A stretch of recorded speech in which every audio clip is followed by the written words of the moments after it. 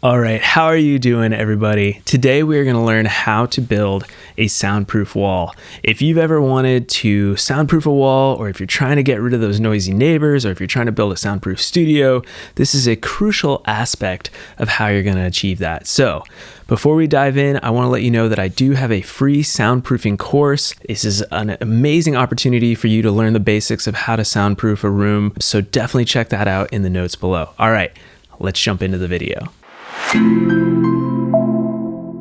All right, so soundproofing a wall is an interesting thing. It's actually fairly simple conceptually. There's two ways that I teach that I think are the best ways to soundproof a wall. There are other things you can do. You'll probably hear lots of things on the internet, but in my whole experience with soundproofing my own home studio, I like to keep things sort of simple in my mind. And so these two options I think will serve you well. The first option is what is known as a hat channel system. So what this is essentially is that you're going to take your walls down to the studs. So if you're doing this soundproof wall in your home, you want to rip out all the drywall, take out all the insulation, and get it down to just the studs.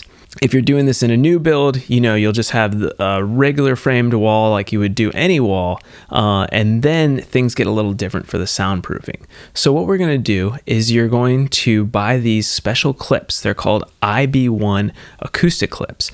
Now, I really like working with this company called the Soundproofing Company. They're based out of Michigan.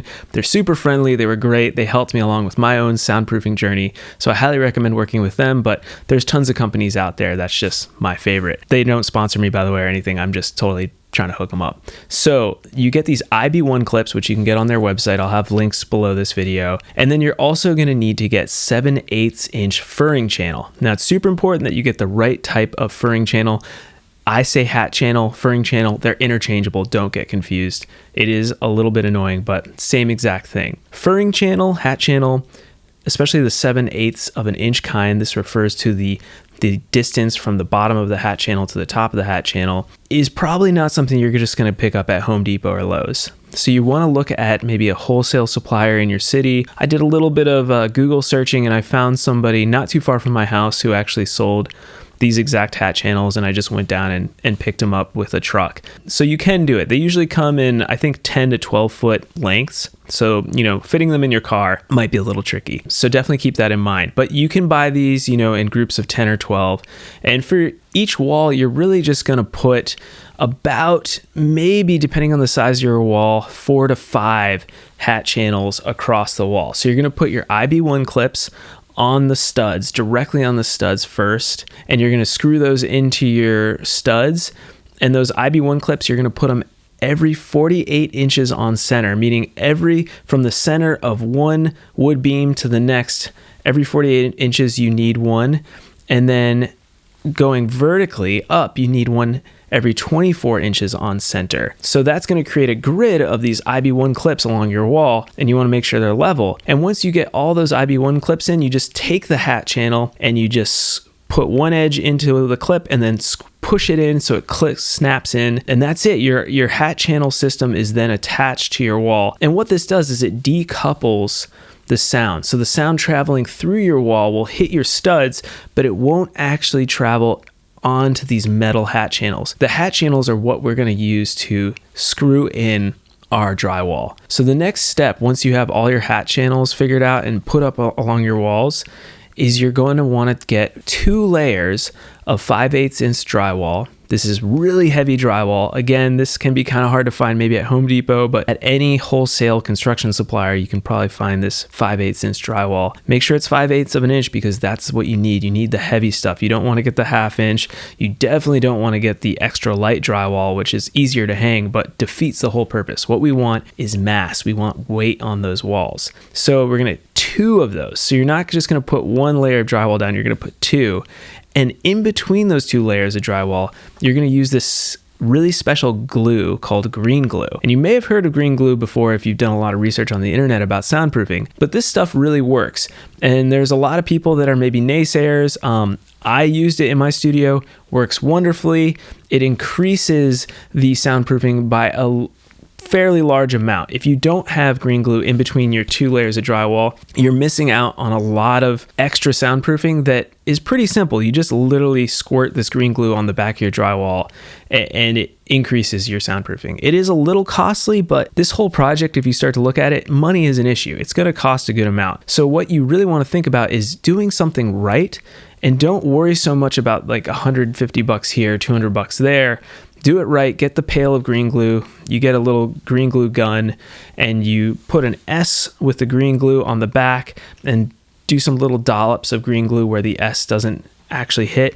And then you push that green glue up onto the 5/8 drywall that you already have there. So in essence, that is the way that you can build this hat channel wall system. And once you get your 2 layers of drywall up, you can go through and use acoustic caulk along all the seams. So along the bottom, along where your corners are, and you just want to fill in any places where air could possibly get through that wall. The goal with soundproofing is to have a lot of mass and make it airtight, because wherever there's air holes, sound can get through, and that mass is also going to keep the sound waves from coming through. So the next system, the next wall system that I'm going to describe here is what I used in my studio, and it's called a double wall system. This is the superior system, meaning it'll soundproof better, it'll isolate better than the hat channel system. The downside is it's going to cost more because you're going to have way more materials. You're actually framing a second wall within, making a room within a room essentially. And so you're going to have more cost of labor as well. The other thing too is it's going to bump in your room. If you're already dealing with a fairly small room, you may not want to do this system because you're actually adding a 1-inch air gap between the new wall and the existing wall, plus the distance of a new wall, which is using a 2x4, so you're getting roughly 4 inches out, and then you're adding another 5/8 of an inch and another 5/8 of an inch on top of that. So you're losing several inches there that you normally would have had with just the hat channel system. So keep that in mind. If space is an issue, you may not want to go with this route of the double wall system. However, if you want something that's really soundproof, that's going to help really isolate your room, then I highly recommend this system. And so the idea with this is that you're also going to have take your wall all the way down to the studs, and then you're going to create a 1-inch air gap. So you're going to measure 1 inch all the way around your room and place your new wall so that there's always that gap. We actually use wood spacers to actually place our framed wall up, so it was continuously 1 inch away from our existing wall. Then we're going to use what are known as IB3 clips. Again, you can get these at the Soundproofing company. So you're going to frame your wall just like you would a normal wall. Your contractor, or you, if you're handy, if you know how to frame walls, just do it normally like you would all to code. The difference is that when you get to the top of the wall, you're going to need some way to connect that wall so it doesn't kind of wobble back and forth, right? And so we used what are known as IB3 clips. They can help with reducing the sound transfer from your outside wall to your inside wall. And the IB3 clips, we actually attached them to our roof rafters. So in my studio, I have a peaked roof, and we use those IB3 clips. We screwed one end into the wall, the other end screwed into the roof rafter, and that made it so that sound could not travel from the roof rafter down into our inside wall. So we're always thinking with soundproofing, we want to think about, we want mass, we want it to be airtight, and we want to make sure that there's not ways for sound to travel through our systems, our wall systems, our ceiling systems, or our floor systems. So there's these 3 aspects that we're always thinking about with soundproofing. So those IB3 clips are great. Again, you can get them on the Soundproofing company website, which I'll have links for both those clips below. That is this essentially how you make that double wall system, and then it's the exact same thing except you don't need the hat channels.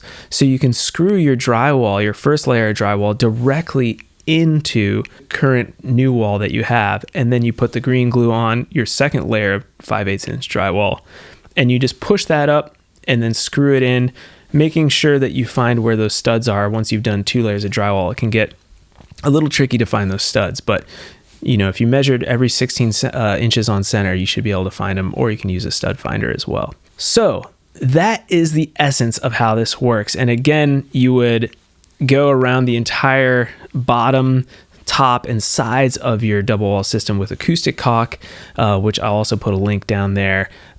Special type of caulk that will help with making it airtight and not letting sound get through. That should hopefully give you an idea, if you're interested in building a soundproof wall, how you could do it. 2 different ways that you could build your soundproof wall. And I know this was kind of fast and there's a lot of information there. Like I said, if you want to take a deeper dive into soundproofing, get some more ideas of how you're going to build your studio, I have a free soundproofing course below in the notes. Tons of people have given me feedback telling me that it has changed their whole design, helped them build the soundproof studio of your dreams.